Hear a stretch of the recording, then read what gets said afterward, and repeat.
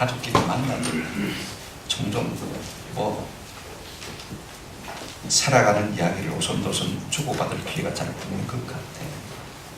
전부 그러니까 스마트폰 들고 만져거리고 남에게 얼굴도 주지 않고 눈도 주지 않고 남의 이야기 들으려고 하지 않고 그것만 쳐다보고 계속 만져거리는 사람을 많이 볼 수 있는 것 같아요. 이처럼 오늘날 우리의 문제는 진짜로 사랑해야 할 것은 멀리하고 멀리할 것은 자꾸 가까이 하는 그런 세대가 되어가는 것을 볼 수가 있습니다.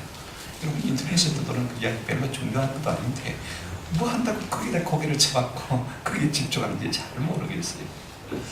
좀 우리가 사람에게 집중할 수 있는 은혜가 있었으면 좋겠다. 요즘 미국의 유명 목사님들은 한결같이 설교 주제가 SNS 하지 말아라, 페이스북 하지 말아라 그 이야기하는 것을 제가 많이 들었습니다. 가상 공간에서 교제한다는 것이 우리가 실제적으로 교제하는 것처럼 괜찮은 사람인처럼 착각할 가능성이 많다는 거예요. 실제로 가까이 있는 사람을 사랑하는 것이 훨씬 중요한 것 아닙니까? 또 우리는 이 시대를 살아가면서 한 가지 맹점이 뭐냐면요, 몸만 사랑하지 영은 별로 관심을 주지 않는 것 같은 그런 마음이 느껴질 때가 참 많습니다. 우리의 육체만 사랑하지 영혼은 사랑하지 않는 것 같아요. 사람은 영과 육이 있지 않습니까? 그죠? 우리가 진짜로 영혼을 사랑한다면 영혼의 양식이 뭡니까? 하나님의 말씀을 좀 먹어야 되는데 우리가 먹는 그것이 우리가 되어진다는 사실을 꼭 기억할 필요가 있습니다. 뭘 먹느냐? 그것이 바로 우리 존재가 되어져요.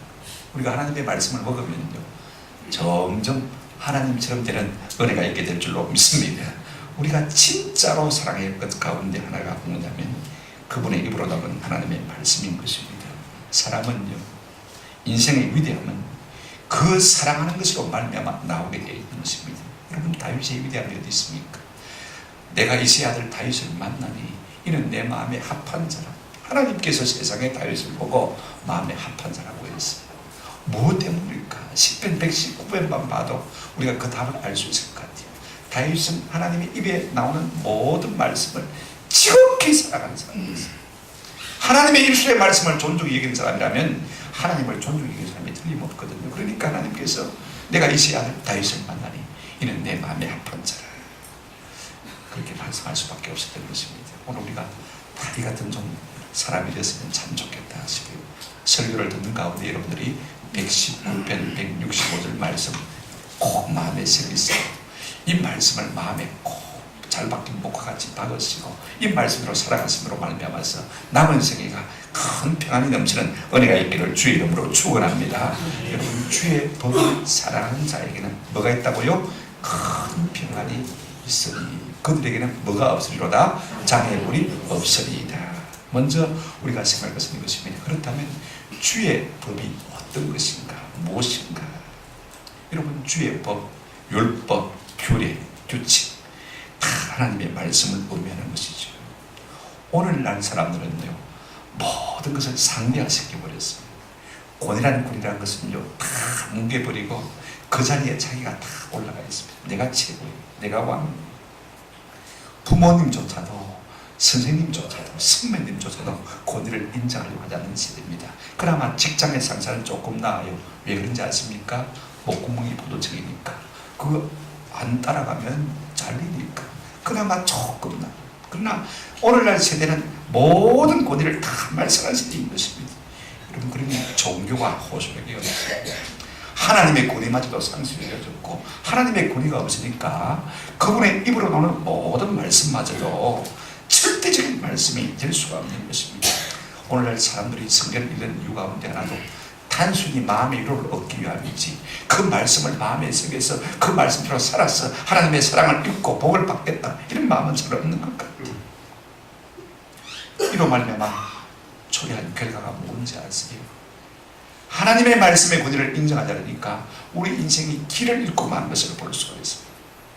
그렇다면 주의 법, 하나님의 말씀 이것이 무엇인지 좀 포괄적으로 생각해 보십시다. 여러분 이걸 우리가 성경이라고 말할 수 있는데요 성경은요 한번 따라합시다. 하나님의 명령과 약속입니다.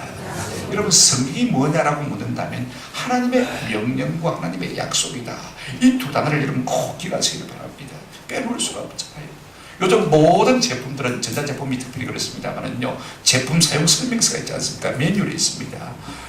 여기에 기록된 대로 사용하면 무리 없이 오랫동안 고장나지 않고 탈 없이 잘 사용할 수 있을 것입니다. 그래서 써놓은 것이 뭐예요? 제품 사용 설명서 매뉴얼인 것을 볼 수가 있습니다. 어느 집단이든지 다 규칙이 있지 않습니까? 학교에 가도 규칙이 있고요, 회사에 가도 규칙이 있고, 군대도 교회도 마찬가지입니다. 이렇게 해야 한다는 규정이 있는 것을 우리가 다 보게 되었습니다. 여러분 성경이 우리 인생에게 꼭 이와 같은 것입니다. 잠언 6장 23절 이런 말씀이 있어요. 대저 명령은 등불이요 법은 빛이요 훈계에 책망은 곧 생명이니라. 여러분 성경을 가리켜서 명령이라 법이라 훈계 책망이라 그렇게 말씀하고 있는 것을 볼 수가 있습니다. 어떤 명령입니까? 어떤 법입니까? 어떤 훈계 책망입니까? 자 보십시오. 이 명령은 마치 우리에게 등불과 같은 것이요, 이 법은 우리에게 빛과 같은 것이요, 이 훈계 책망은 우리에게 뭘 주는 것이라고 했습니까? 생명을 주는 길이라 그렇게 말씀하고 있는 것을 볼 수가 있습니다. 그렇다면요, 이 말씀 우리가 존중히 여겨야 되지 않겠습니까? 이렇게 이 말씀을 지킬 때 우리 인생에 가치나 용도를 보장받을 수 있고 살아남을 수 있다는 것입니다. 인생이 인생다워질 수 있는데 이걸 떠나버려서는 인생이 인생다울 수가 없다는 말씀인 것입니다. 그런가 하면 하나님의 말씀은요, 우리의 삶의 길과 진리와 생명이 되는 것입니다. 요한복음 14장 6절에 우리 예수님 그렇게 말씀하셨어요. 내가 곧 그 길이요 진리요 생명이니 라고 말씀하신 것을 볼 수가 있습니다. 아니 예수님이 길이요 진리요 생명이지 어떻게 그분의 말씀이 길이요 진리요 생명입니까? 우리가 요한복음 1장 1절을 보게 되지만 곧 태초에 말씀이 계신데 그 말씀이 곧 하나님이라고 했습니다. 하나님과 말씀을 동일시한 것을 우리가 볼 수가 있습니다. 그렇다면 주님의 말씀도 우리의 길이요 우리의 진리요 우리의 생명인 줄로 믿습니다. 우리가 성경을 모르고 내가 길을 안다, 성경을 모르고 내가 진리를 안다, 성경을 모르고 내가 생명이 내 속에 있다 이렇게 말할 수가 없는 거예요. 우리 모두에게 하나님의 말씀이 성경이 길이 되고 진리가 되고 생명이 되는 우리가 있기를 주의 이름으로 축원합니다. 길을 찾지 못해서 헤매고 있습니까? 하나님의 말씀 앞으로 나가시기 바랍니다. 진리가 무엇인지 몰라서 방황하고 있습니까? 말씀을 붙드시기를 바랍니다. 내 속에 참 생명이 없어서 불안하고 두렵습니까? 말씀 속에 거하는 은혜가 있기를 주님의 이름으로 축원합니다. 그런가 하면 여러분 성경이 어떤 책입니까? 우리 인생길에 등과 빛과 같은 것이라고 다윗이 고백하고 있습니다. 시편 119편 105절 말씀 여러분 잘 알지 않습니까? 다 같이 한번 읽어보실까요? 시작. 주의 말씀은 내 발의 등이요 내 길의 빛이니라 라고 했습니다. 여러분 인생길에 빛이 없다면 우리가 어떻게 걸어가면 무엇을 할 수가 있겠습니까? 한번 한 15년 20년 좀 된 후에 우리 대학부 애들 데리고 10월 1일 날 지리산 이 정상에 등산을 갔습니다. 가서 산장에 자야 되는데 조금 욕심을 내서 해가 조금 있으니까 뛰어다니면 되겠다 생각했는데 그 순간에 해가 져버렸어요. 해가 지니까 도시 같지 않잖아요. 여러분 산속이 깜깜하게 지는데 처음에는 길만 하얗게 조금 보이다가요 조금 더 있으니까 아무도 보이지 않습니다. 앞으로 서서 걸어갈 수가 없는 거예요. 주저앉아가지고 그 다음에는 더듬어서 기기 시작하는데요, 홍조형제는 지금 이제 용조 선교사는 잘못 약간 삐끗하게 내려갔다가 계곡으로 나가 떨어졌어요. 미끄러져가지고. 얼마나 험한지, 얼마나 험한지. 밑에서 랜턴을 들고 우리가 내려갔다는 그 아마 산장에서 연락이 준 모양이에요. 저 친구들 틀림없이 헤매고 있을 테니까 빨리 가봐라 아마 연락이 준 거예요. 그래서 한 5명이 랜턴을 들고 올라와서 우리를 맞았기 때문에 천만다행이죠. 안 그러면 그 10월 1일 날 그 추운 산 속에서 한밤을 보낼 뻔했습니다. 여러분 빛이 없다는 것 참 절망적인 것입니다. 오늘 우리가 살면서요 자주 넘어지고 실족하고 실패한다면 그 이유가 어디에 있을까? 우리의 삶에 등불되는 하나님의 말씀을 높이 켜들지 않았기 때문에 이와 같은 이 경험하는 것입니다. 내 삶의 인생길이 어둡다고 생각하는 분이 있다면 다시 한번 말씀의 등불을 켜드는 은혜가 있기를 주님의 이름으로 축원합니다. 여러분 성경은 하나님의 말씀, 예수님의 말씀, 주의 말씀이기도 하지만요 성경 자체는 여러 가지 이름으로 우리에게 말해주고 있습니다. 영생의 말씀, 생명의 말씀, 복음의 말씀, 구원의 말씀, 은혜의 말씀, 약속의 말씀, 믿음의 말씀, 지혜의 말씀, 진리의 말씀 이렇게 여러 가지로 표현하고 있는 것을 볼 수가 있습니다. 우리가 하나님의 말씀을 가까이 함으로 말미암아 그 법을 사랑하고 말미암아 영생을 얻고 생명을 얻고 지혜와 진리를 얻게 될 줄로 믿습니다. 이 말씀 속에서 놀라운 구원의 은혜를 체험하게 되는 것입니다. 그렇다면 이 말씀이 주는 기능이 어떤 것인가? 우리가 디모데후서 3장 16절 18절 말씀을 너무 잘 압니다만 한번 같이 보시기 바랍니다. 먼저 16절입니다. 모든 성경은 하나님의 무엇으로 된 것으로요? 감동으로 된 것으로 하나님께서 영감을 줬단 말입니다. 그 다음에 교훈과 책망과 바르게 함과 의로 교육하기 유익하니 여러분 길을 연상하시면 됩니다. 우리 하나님께서 이 길로 가라. 이 길이 생명의 길이다. 진리입니다. 우리에게 뭐 하십니까? 교훈하십니다. 그런데 우리가 조금 삼척으로 세려할 때 어떻게 하십니까? 책망하십니다. 그 다음에 영세해버리면 어떻게 합니까? 바르게 해주시는 거예요. 그죠? 발라가지고 바른 길을 갈 수 있도록 그 다음에 의로 교육하는 것입니다. 계속해서 생명의 길, 진리의 길, 그죠? 이 길을 걸어갈 수 있도록 우리를 이끌어주는 것이 무슨, 이 역할을 하는 것이 무엇이냐? 뭐라고요? 하나님의 말씀인 성경입니다. 여러분 이것만 하는 게 아니에요. 우리가 이 말씀을 열심히 가까이 하게 되어지면요, 이 말씀이 날마다 우리를 교훈하고 책망하고 바르게 하고 의로 교육해서 진리의 길, 생명의 길을 걸어가게 될 줄로 믿습니다. 그뿐만 아닙니다. 여러분 17절 보시기 바랍니다. 같이 읽어보실까요? 시작. 이는 하나님의 사람으로 온전하게 하며 모든 선한 일을 행할 능력을 갖추게 하려 합니다. 여러분 우리 인생이요, 참 사람다워지려면 뭘 잡아가야 됩니까? 하나님의 말씀이 하나님의 사람으로 막힌다고요? 온전하게 하며 우리의 성품과 인격을 온전하게 만들어주는 것입니다. 이 말씀을 읽고 듣고 마음속에 묵상하고 그 말씀을 순종할 때 우리에게 놀라운 은혜가 주어진 줄로 믿습니다. 온전한 사람이 되기를 소원하십니까? 말씀을 가까이 해주는 은혜가 있기를 바랍니다. 이것만 아닙니다. 사람만 그저 좋아가 되는 게 아니에요. 그 다음 보십시오. 모든 선한 일을 행할 뭘 갖추게 한다고요? 능력을 갖추게 한다. 여러분 직무에 지혜가 없습니까? 능력이 없습니까? 빛을 발하지 못합니까? 내가 하는 일에 빛이 나타나지 않습니까? 내가 어떤 직장과 직무를 행하는지 상관없습니다. 하나님께서 이 말씀을 가까이 하는 자에게 무엇을 준다고요? 능력, 역량, 힘을 주신 것을 볼 수가 있습니다. 이것이 성경이 하는 기능입니다. 우리가 하나님의 말씀을 가까이 함으로 말미암아 이 세상 가운데서 탁월한 주의 백성들이 되시기를 주의 이름으로 축원합니다. 이와 같은 것이 주의 법입니다. 그렇다면 주의 법을 사랑하는 것이 무엇인가를 좀 생각해 보십시오. 둘째로요, 보십시오. 주의 법을 사랑하는 자에게는 그랬죠. 그러면 하나님의 말씀을 사랑하는 것이 무엇인가? 우리가 사랑한다고 할 때요, 사랑하는 대상에 대한 반응을 보면 사랑하는지 안 하는지 알 수가 있습니다. 저 친구가 날 좋아하는지 안 좋아하는지 좋은 방법이 딱 판별법이 하나 있어요. 눈과 눈을 자주 마주친다면 사랑합니까? 사랑 안 합니까? 사랑하는 사람입니다. 더 놀라운 것은요, 내가 말할 때 그가 귀담아 듣느냐 안 듣느냐 이거 보면 확실합니다. 사랑하는 사람의 입에 말은요 귀담아 듣게 되어 있습니다. 귀를 쫑긋이 세워서 듣게 되어 있습니다. 누가 누구를 좋아하는지 가만히 보려면요 바라볼 뿐 아니라 그가 이야기할 때 잘 듣고 있는 사람은요 그를 사랑하는 사람이 틀림이 없습니다. 여러분 자 보십시오. 우리 요한계시록 1장 3절에는요 하나님의 말씀을 사랑하면서 이렇게 말하고 있습니다. 이 연의 말씀을 읽는 자와 듣는 자와 그 가운데 기록한 것을 지키는 자는 복이 있나니 그랬습니다. 저는 여기서 하나님의 말씀을 사랑하는 사람이 어떤 사람인지를 발견할 수가 있습니다. 첫째로 하나님의 말씀을 사랑하는 사람은요 한번 더 합시다. 읽고 보고 읽는다는 말은 본다는 말이죠. 그죠? 그 다음에 뭐하고요? 듣고 그것을 그 다음에 어떻게 한다고요? 지키는 자가 복이 있다고 했는데 하나님의 말씀을 사랑하는 사람의 세 가지 습성이 뭐냐면 항상 읽고 보고 그죠? 그 다음에 뭐하고요? 잘 듣고 그 다음에 그 가운데 기록된 것을 만다고요? 지킨다. 저도 어떤 때는 아침에 다른 목사님 설교 듣다가 아침 밥을 놓쳐버리는 경우가 많아요. 뭐 저처럼 30분 설교하고 내는 게 아니고 어떤 목사님들은 1시간씩 설교하니까요 그거 다 들으려면 그렇잖아요. 그죠? 근데 참 말씀이 다 좋아요. 어떤 목사님 말씀이 참 설교가 좋아요. 다시 본문을 보면 주의 법을 사랑하는 자에게는 많은 자에게는요 사랑하는 자에게는 뭐가 있다고요? 큰 평안이 있다. 그렇다면 주의 말씀을 사랑한다는 어떤 사람인가? 늘 말씀을 가까이 하고 그 말씀을 작은 소리로 읊조리는 사람, 옛날 성경에는 묵상하는 사람이라고 말씀하고 있는 것을 볼 수가 있습니다.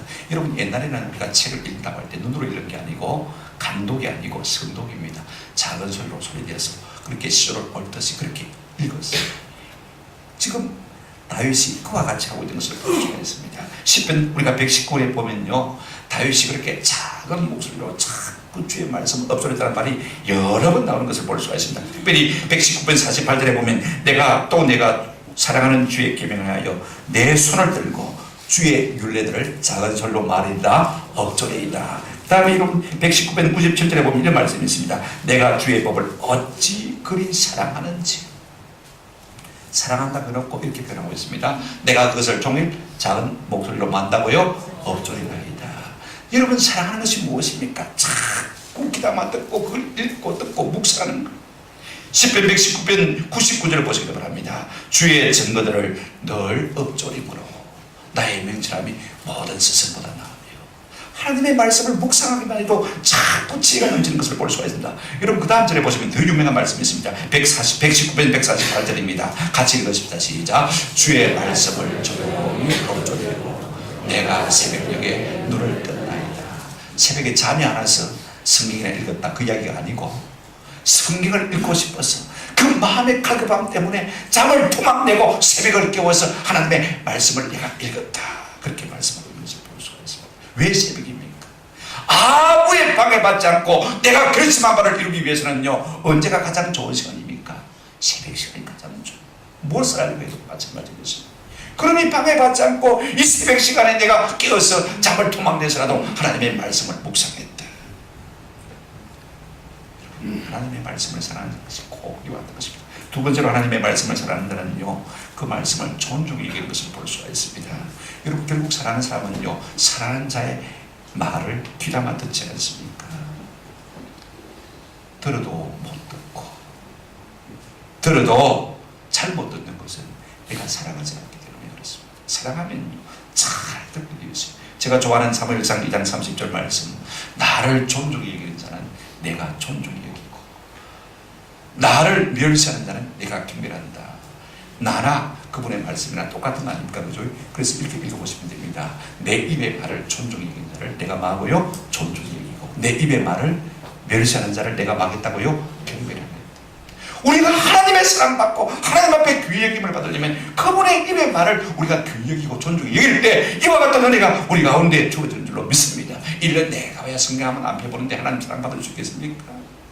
사랑하는 사람의 목소리는 언제 들어도 좋지 않습니까? 듣고 또 듣고 싶고. 이것이 하나님을 사랑하는 것입니다.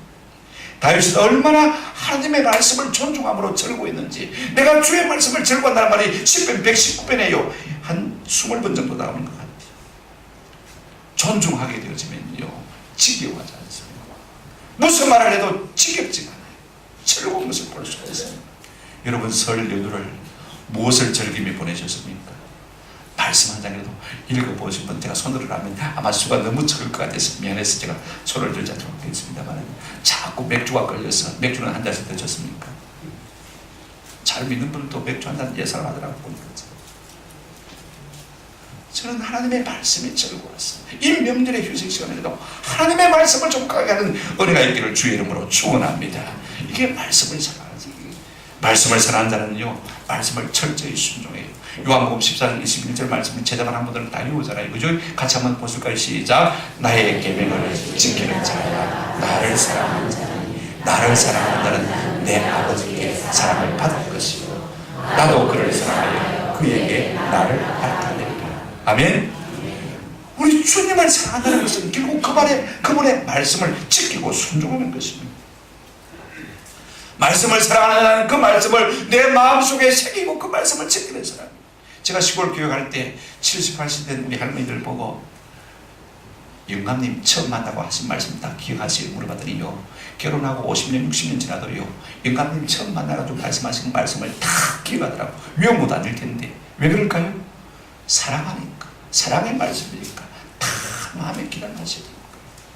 오늘 우리가 하나님의 말씀을 사랑한다면 진실로 그 말씀이 내 마음 가운데 잘 박힌 목과 같이 될 것 아니라 그 말씀을 붙들고 살아내는 은혜가 있는 사람인 것입니다. 야고보서도 우리에게 이렇게 말하고 있지 않습니까? 1장 22절로 25절에 너희는 말씀을 행하는 자가 되고 듣기만 하여 자기를 속이는 자가 되지 말라. 누구든지 말씀을 듣고 행하지 아니하면 그는 거울로 자기의 생긴 얼굴을 보는 사람 같아서 제 자신을 보고 가서 그 모습이 어떠했는지 곧 잊어버리거니와.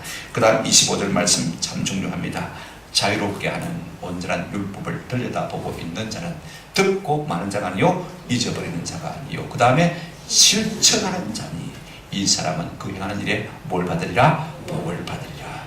여러분, 말씀으로 살아내는 그 사람, 그 말씀을 살아내는 그 사람이 참으로 하나님을 사랑하는 사람인 줄로 믿습니다. 여러분, 예레미야 시대에 내갑 족속이요 참 하나님 마음에 귀한 사람들이 있습니다. 그래서 예레미야 보고 한 가지 봤나 봐요. 이 레갑 족속은요, 그의 선조 레갑이 죽으면서 후손들에게 이렇게 명령을 했어요. 너희들은 판매한 집에 살지 말고 저 광야에서 책망을 지놓고 살아라. 그 다음에 둘째는 술은 입에 대지 말아라. 그런데 400년 동안 그 레갑이 한 말은요, 그 후손들에게 계속해서 지키고 지고 있는 거예요. 예레미야 35장 14절 보면 레갑의 아들 요나답이 그의 자손에게 포도주를 마시지 말란 그 명령은 마도다 실행되도다. 그들은 선조의 명령을 순종하여 오늘까지 마시지 아니하거늘. 하나님 이렇게 단식합니다. 너희는 내가 너희에게 말하고 끊임없이 말하여도 너희는 내게 말하는도다 순종하여. 그의 선조 레갑은 한마디만 말했어도 그의 후손들이 400년 동안 그 말씀을 붙들고 지키고 있는데, 하나님은 거듭거듭 말씀하시고 또 말씀하셔도 너희는 내 말을 순종하지 않는다. 사랑하지 않기 때문에 그런 거예요. 사랑하면 그럴 수밖에 없는 거예요. 여러분, 사랑하는 자가 사랑받습니다. 우리가 주의 말씀을 사랑하면요, 그 말씀의 사랑을 받게 될 줄로 믿습니다. 신앙을 묻는 아니라 여러분, 사랑하면 다 벗겨서 보여주잖아요. 그렇죠? 그렇지 않습니까? 우리가 하나님의 말씀을 사랑하면 그 말씀이 스스로 벗어서 그 말씀이 벌떡 일어나서 하나님의 말씀의 의미를 우리 마음속에 새겨주는 은혜를 우리가 잊게 될 줄로 믿습니다. 사랑하면 사랑할수록 사랑받는 것. 잠언 8장 17절에 나를 사랑하는 자들이 나의 사랑을 입으며 나를 간절히 찾는 자가 나를 말 것이라 만날 것이라. 10편 119편 127절에 다윗이 이렇게 고백했습니다. 그러므로 내가 주의 계명들을 곧 무엇보다도요, 순금보다도 더 사랑하나이다. 내가 말씀을 읽기로 작정했으면 아무리 옆에서 돈 벌러라 한 소리가 들려도요, 나는 이 말씀을 들어야 되겠다. 돈보다도 뭘 더 좋아했다고요? 하나님의 말씀을 좋아했다. 성경이 밥 먹어주냐? 말할지 몰라도 하나님의 말씀을 그 마음속에 새긴 사람들을 하나님이 사용하시니까 밥 먹고 있잖아요. 목사들도 먹지 않습니까? 우리 하나님의 말씀을 은금보다도 더 귀히 여기시는 은혜가 있기를 주의 이름으로 축원합니다. 하나님은 그 말씀을 사랑하는 자, 존중하는 자를 우리 주님이 존중했다고 했습니다. 그렇다면요, 세 번째로 우리가 생각할 것은 이것입니다. 그의 법을 사랑하는 자에게 주시는 하나님의 은혜와 복이 무엇인가, 이걸 좀 살펴보았으면 좋겠습니다. 다시 한번 읽어보실까요? 시작. 주의 법을 사랑하는 자에게는 건 평안이 있으니, 그 다음에 그에게는 뭐가 없으리로다? 장애물이 없으리로다. 이제는 이해오시던가요? 안 보여주니까 조금 멈칫하시는데 여러분들이, 자, 한번 다시 읽어보십니다. 시작. 주의 법을 사랑하는 자에게는 큰 평안이 있으니 그들에게 장애물이 없으리. 설에 지난 설에 우리 가정 예배 드리면서 이 말씀을 읽고 잠시 제가 말씀을 드리겠습니다. 주의 법을 사랑하는 자에게 어떤 은혜가 주어집니까? 두 가지. 큰 평안이 주어지고요, 또 하나는 없어지는 것이 있습니다. 뭐예요? 장애물이 없어지죠. 하나는 자꾸만 더해지고 하나는 자꾸만 없어지고.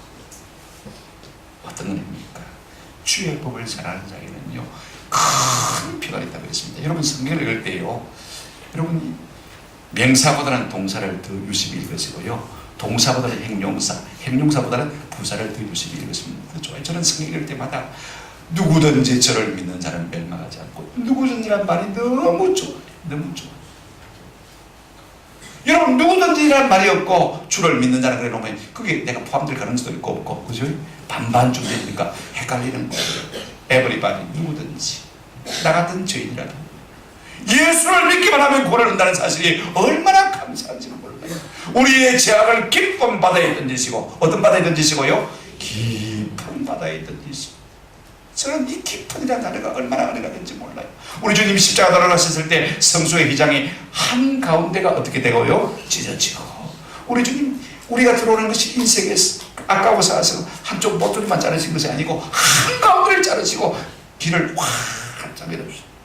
나 같은 죄인도 담대하게 하나님의 은혜의 보좌 앞에 나갈 수 있으니 얼마나 감사. 여러분, 우리가 성경을 읽을 때요, 이 형용사, 부사 같은 것을 유심히 보면 얼마나 위로가 되는지 몰라요. 저는 사무엘 상하를 읽을 때마다 점점, 그래서 부사의 명사적 의미 하는 논문을 제가 쓰고 있지 않습니까? 여러분, 기독교인의 특성을 나타내는 단어 가운데 부사, 좋은 부사 하나 있습니다. 점점 따라합시다. 점점. 여러분, 진짜 하나님이 사랑하는 사람은요, 한번 더 합시다. 점점 잘 됩니다. 낙심하지 마시길 바랍니다. 점점 잘 되는 은혜가 될 줄로 믿습니다. 여기 보니까 어떤 은혜가 있습니까? 주의 법을 전하는 자에게는 어떤 평안이 있다고요? 큰 평안이 있다. 이 평안이라고 해서 그냥 큰 것 아닙니다. 수나 질이나 양에 있어서 최고를 말하는 평안을 말하는 것입니다. 여러분, 하나님께서는 하나님의 말씀을 사랑하는 자에게 어떤 평안을 주겠다고 했습니까? 많고 크고 좋고 오래되는 평안을 주시겠다. 얼마나 놀라운 약속인지 몰라요. 그냥 큰 게 아니고 수나 질의 양에 있어서 가장 좋은 것을 주시고 최고의 것을 주시고, 이걸로 말하면 그레이트죠. 할렐루야. 그 다음에 어떤 것을 주신다고 했습니까? 샬롬, 평안입니다. 이 샬롬은요, 부조화가 전혀 없는 조화의 아름다운 세계를 말하는 것을 볼 수가 있습니다. 여러분, 세상이 주는 평안은요, 하나가 좋으면 하나가 안 좋습니다. 맞습니까? 여러분 경험해 보셨잖아요. 하나는 좋은데 하나가 안 좋아요. 여러분, 돈이 많이 생겼는데 내 마음은 부패해요. 그죠? 세상에 주는 평안은요, 온전한 평안, 온전한 조화의 평화가 없어요. 우리 영성 형제가 이 폐에 물이 차가지고 수도 폐수동으로 말미암아 지금 물을 빼고 있는데, 항생제를 계속 쓰니까 물은 자꾸 빠져나가는데, 대신에 부작용이 생겨가지고 몸이요, 물에 빠져놓은 사람처럼 둥둥 불어가지고 빨개 가지고 가슴 보기가 참 그래요.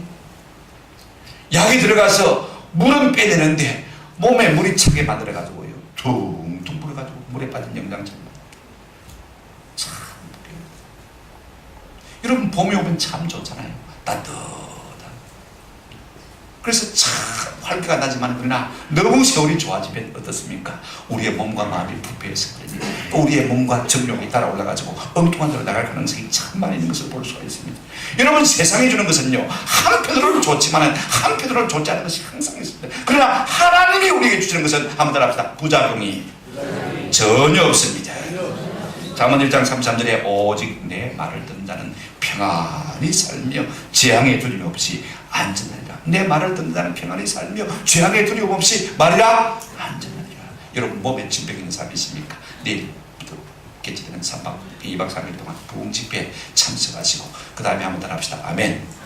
그래서 아멘 아멘 하시면서 무조건 좋은 말씀이면 아멘 아멘 양약을 드시길 바랍니다. 아마 2박 3일 동안 하나님께서 우리에게 대한 질병을 치료해 주실 줄로 믿습니다. 보십시오. 뭐라고 했습니까? 주의 말씀을 듣는 자는, 내 말을 듣는 자는 평안히 살며 재앙에 무엇이 없이요? 두려움 없이 안전하리라. 여러분, 우리가 평안을 돈 주고 살 수 있습니까? 돈이 할 수 있는 것이 참 많지만은요, 여러분, 돈은요, 침대는 살 수 있지만 잠은 못 삽니다. 오늘날 많은 예수 믿는 사람들 가운데서도요, 불면증, 우울증 때문에 고통을 호소하는 사람이 너무 많아요. 그 시간에 하나님의 말씀을 읽으시면요, 그 말씀이 우리를 평안케 하실 줄로 믿습니다. 반대로 우리가 하나님의 말씀을 사랑하지 않으면 어떻게 된 것입니까? 평안이 없어진다는 말입니다. 왜 우리의 삶에 평안이 없습니까? 가까이 할 하나님의 말씀을 가까이 하지 못하기 때문에 자꾸 평안이 우리에게서 사라지는 것을 볼 수가 있습니다. 여러분, 두 번째로 우리가 생각해 볼 것입니다. 주의 법을 사랑하는 자에게는 뭐가 없으리로다? 장애물이 없으리로다. 여러분, 괜찮잖아요. 내 삶에 장애물만 없어도 내 인생을 한번 펼쳐볼 마음의 용기가 생기잖아요. 내가 뭘 하려고 하니까 자꾸 장애물이 생기니까 주저앉고 낙심하고 실망하고 뒤로 물러서고, 내 인생을 내 뜻대로 이루어보지 못하고 피워보지도 못하고, 이래 내 인생이 망하는가 낙심이 될 때가 얼마나 많이 있습니까? 그러나 주의 말씀을 사랑하는 자에게 뭐가 없으리로다? 장애물이 없으리로다. 할렐루야. 여러분, 말씀의 빛이 비추는 곳에 어떻게 장애물이 있을 수가 있는 것입니까? 내 지식이란 내 경험 믿고 의지하고 그 등불을 들고 나아가는 사람은요, 넘어질 수밖에 없어요. 그게 참 빛이 아니거든요. 참 등불이 아니거든요. 내가 세상적으로 많이 알고 지식적으로 많이 안다고 해서 그것이 우리에게 참 진리의 빛이 되던가요? 그렇지는 못합니다.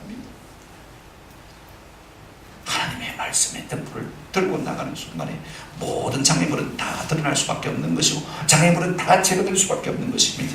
이 같은 은혜가 있기를 주님의 이름으로 축원합니다. 누가 장애물이 없는 인생을 살아갈 수가 있겠습니까? 누가 이 같은 복된 인생을 살 수가 있는 것입니까? 하나님의 말씀을 사랑하는 사람인 것입니다. 반대로 우리가 주의 법을 사랑하지 않으면 우리 인생길에 뭐가 쫙 깔리겠습니까? 장애물이 깔리겠습니다. 여러분, 에스겔 18장 30절 한번 같이 읽어보십시다. 주 여호와의 말씀이니라. 이스라엘 족속아, 내가 너희 각 사람이 행한 대로 심판할지라. 너희는 돌이켜 회개하고 모든 죄에서 떠날지어다. 그리한즉 그것이 너희에게 죄악의 걸림돌이 되지 아니하리라. 우리가 말씀을 듣고 지켜 행하면요 모든 걸림돌이 다 떠나가게 되는 줄로 믿습니다. 주의 말씀을 사랑하는 자에게는요 어떤 것도 우리에게 장애물이 될 수가 없는 것입니다. 정리하면 잠언 8장 3, 4절부터 36절 말씀에 이런 말씀이 있습니다. 누구든지 내게 들으며 날마다 내 문 곁에서 기다리며 문설주 옆에서 기다리는 자는 뭐가 있다고요? 복이 있나니. 그 다음 말씀이 참 중요합니다. 35절 시작. 대저 나를 얻는 자는 생명을 얻고 여호와께 은총을 얻을 것이니라. 하나님의 말씀을 듣고 내 마음에 새긴 사람은요 생명을 얻고 하나님 앞에 뭘 얻는다고요? 은총을 얻는다. 내가 생명 가운데 살기를 원하십니까? 하나님의 은혜를 받고 살기를 원하십니까? 늘 그 말씀을 듣고 그 말씀을 듣기 위해서 하나님 문설주 앞에서 기다리시는 은혜가 있기를 축원합니다. 그러나 그렇지 못할 때 36절 이렇게 말씀하고 있습니다. 시작. 그러나 나를 믿는 자는 자기의 영혼을 해하는 자, 나를 미워하는 자는 사망을 사랑합니다. 하나님의 말씀을 가까이 하지 않는 사람은 사람을 사랑하는 사람입니다. 사망을 사랑하는 사람이라고 말씀하고 있습니다. 말씀을 얻으면 하나님 앞에 생명과 은총을 얻지만 말씀을 놓쳐버리면 사망을 사랑하는 길이 된다고 말씀하고 있습니다. 말씀을 맺습니다. 다시 한번 제가 이 말씀을 세 번역 성경으로 읽어드립니다. 같이 한번 보실까요? 시작. 주님의 법을 사랑하는 사람에게는 언제나 평안이 깃들고 그들에게는 아무런 장애물이 없습니다. 이게 아주 중요한 구사가 있습니다. 언제나 평안이 뭐고요? 깃들고 그 다음에 아무런 뭐가 없다고요? 장애물이 없습니다. 이런 삶을 살고 싶지 않습니까? 아멘? 네. 내일부터 우리 부흥의 찬양입니다. 2박 3일 다 제쳐놓고 그보다 중요한 일이 없어요. 은금보다 더 내가 하나님의 말씀을 사랑한다고 다윗이 고백했잖아요. 이 말씀이 우리에게 생명이 될 줄로 믿습니다. 이 말씀이 이렇게 등불이 되어서 장애물이 다 제거되는 놀라운 역사가 일어날 줄로 믿습니다. 이 말씀이 이렇게 생명이 되어서 우리의 모든 질병을 고치고 우리를 새롭게 하는 놀라운 은혜를 주실 줄로 믿습니다. 부흥사경이 성경을 조금 풀어주는 부흥이란 말입니다. 그죠? 예, 성경을 풀어주는 거. 뭐 뜨겁게 요란하게 찬송하고 기도하고 방언으로 그런 그 부흥회 말고 하나님의 말씀을 조금 풀어주는 부흥입니다. 그러니까 여러분 뭐 내가 열광할 그럴 필요가 없고 그냥 하나님 사모하는 마음만 가지고 나오십시오. 내가 주의 말씀을 듣겠나이다. 고넬료가 베드로를 책해놓고 내가 주의 말씀을 듣기 위해서 우리 식구들이 다 하나님 앞에 있나이다. 사도행전 10장 33절 말씀, 저는 이 말씀을 제 설교 노트에 새겨놓고 항상 설교 준비할 때마다 읽습니다. 말씀을 읽어보니까요 세상에 부러운 것이 하나도 없었어요. 세상에서 내가 제일 행복한 사람 같아요. 제가 어릴 때부터 성경을 많이 읽었습니다. 안 읽은 게 아니에요. 1년에 한두 번 핑계를 했습니다. 그런데 어느 한순간에가 그런 마음의 각성을 했어요. 이 많은 책을 읽는 것이 무엇이 유익한가. 그래서 제가 1년에 1독을 한 달에 1독을 하려고 해보니까 다른 거 하려고 하고 전혀 없어요. 그래서 조금 느슨하게 해서 2달에 1독을 하려고 마음에 작정하고 지금 몇 년째 하고 있는데요. 얼마나 좋은지. 아침 저녁으로 여러분 2달에 1독 하려면 아침 저녁으로 1시간씩만 읽으시면 돼요. 아침에 1시간, 저녁 1시간 읽으면요 2달이면 1독을 할 수 있는데요. 내가 제일 부자랍니다. 내가 제일 행복한 사람 같아요. 든든해지. 하나님께서 우리에게 뭘 주신다고요? 평안을 주실 거예요. 할렐루야. 무엇이 있어서 부자가 아니에요. 없어도 하나님께서 우리에게 평안을 주시고 든든한 삶을 살 수가 있어요.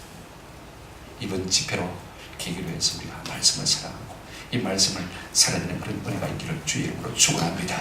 그리할 때 하나님께서 우리의 삶에 큰 평안을 주시고 장애물을 다 제거하시는 놀라운 은혜, 복을 우리에게 주실 줄로 믿습니다. 이 같은 은혜가 있기를 주님의 이름으로 축원합니다. 아멘.